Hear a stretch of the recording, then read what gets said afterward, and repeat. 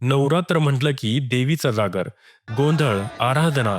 पण सोलापुरात अजून एक वेगळी परंपरा आहे. डंका उत्सव.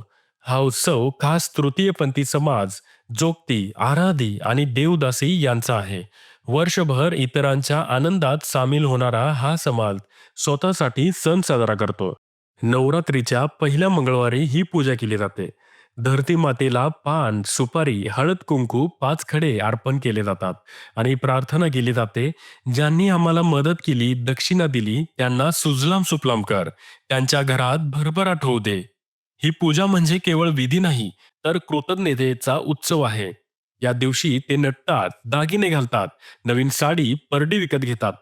डंका पूजा आपल्याला एक मोठा धडा शिकवते. ही परंपरा ना फक्त श्रद्धेची ना अंधश्रद्धेची, तर माणसाला माणसासारखं पाहण्याची शिकवण देणारी आहे. आणि शेकडो वर्षापासून सोलापुरातील ही परंपरा आजही तितक्याच श्रद्धेने चालू आहे.